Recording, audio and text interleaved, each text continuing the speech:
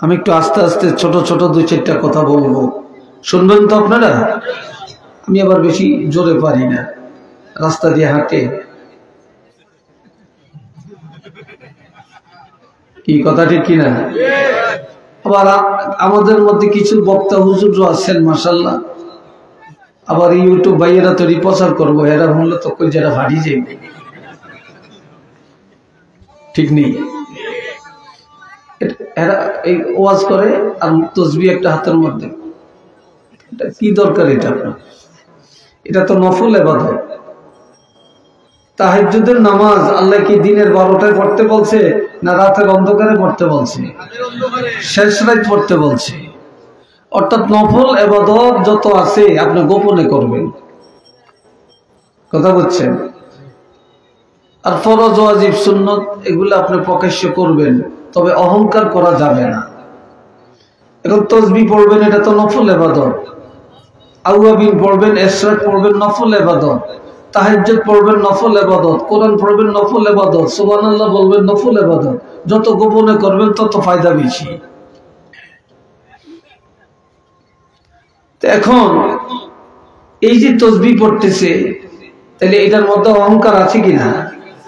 চিল্লিয়ে বলেন, আছে কি নাই? সারা জীবন পড়লে কি লাভ হবে? আল্লাহর কাছে এটা কিছু পাবেন? কিচ্ছু পাবেন না। আমার চাঁদপুরে আমার মাদ্রাসার সামনে এক লোক সকাল 8টার সময় বসে বসে চা খাইতেছে। ওই দিন আবার আমার মাদ্রাসায় জরুরি কাজে, যেখানে আমি 9:30 সাড়ে 9টায় মাদ্রাসায় উপস্থিত হই, আমি ওই দিন 8টার সময় উপস্থিত হয়ে গেছি, খুব জরুরি কাজ ছিল। উনি দেখে আমাকে, হুজুর আসছেন এত সকালে, আসেন একটু চা খাই। টাইম না বসেছে, বসে চাটা খাইতেছে। বেশ পরে দেখি উনি চোখটা জ্বলে, চোখটা জ্বলে। তো কি দিয়েছে আপনার চোখ জ্বলে কেন? আমি রাত্রে উঠছিলাম, তাহাজ্জুদ পড়তে মসজিদে আসছিলাম, তাহাজ্জুদ পড়ি আর বাড়ি যাই না, দোকানে এসে চাটা খাইলাম, এখন বাড়ি যাবো, চোখ জ্বলে। তা আপনার তাহাজ্জুদ পড়তে মসজিদে এসেছেন, আপনার কেউ জিজ্ঞাইছে? কি বলেন, কেউ জিজ্ঞাইছে? আপনার বলার দরকারটা কি? তাহলে বুঝাইছেন আপনি এলাকার মধ্যে বড় একজন আবেদ, আপনি তাহাজ্জুদ গুজার, আপনি একজন দরবেশ, আপনি একজন ওলি, নাম ফুটাইতে নিয়েছেন। কি কথা নেই কিনা বলেন? নাম ফুটাইতে নিয়েছেন। এই নাম ফুটানোর লাই সারা জীবন আপনি তাহাজ্জুদ পড়লে আপনি তাহাজ্জুদ গিয়া কি পার হইতে পারবেন? পারবেন না। আল্লাহ আপনাকে তৌফিক দিছে, আপনি হজ করবেন, উমরা করবেন, মনে চাইছে মদিনায় যাবেন, মক্কা শরীফ যাবেন, এটা তো ভালো কথা, ঠিক না? কয়জনের ভাগ্যে আছে মক্কা শরীফ যাওয়া আর মদিনা শরীফ যাওয়া? আপনি পাসপোর্ট একটা করছেন, যে এখন ইমাম সাহেব হুজুর দোয়া করিয়েন, পাসপোর্ট করছি, আমরা হাজবেন্ড ওয়াইফ যাই। কি ঠেলা! একটু নাউজুবিল্লাহ কর না, কথা ঠিক কিনা?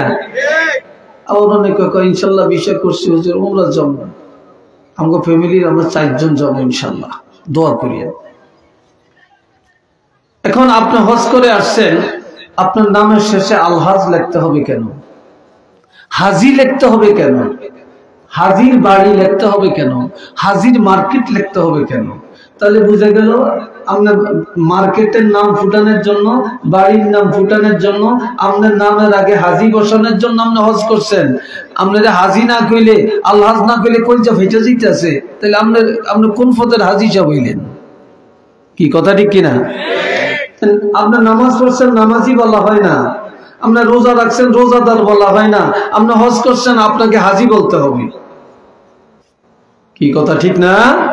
আপনাকে হাজি বলতে হবে কেন? আবার হজ করতে যাবেন, আপনি প্রচার করেন, দোয়া করেন, যাইতে আসি, এমি যাই হেমি যাই, ওইতেরে জানায়, হিতেরে জানায়, ওইতেরে জানায়। আবার যেদিন বিদায় হইয়া যাবে সেদিন সব 14 গোষ্ঠী দাওয়াত দেয়, গরু কাটিয়ে খাওয়ায়। কি কথা ঠিক কিনা? তা আপনার নামাজ যেমন ফরজ, হজ যেমন ফরজ, তারপর নামের জন্য এটা করেন কেন?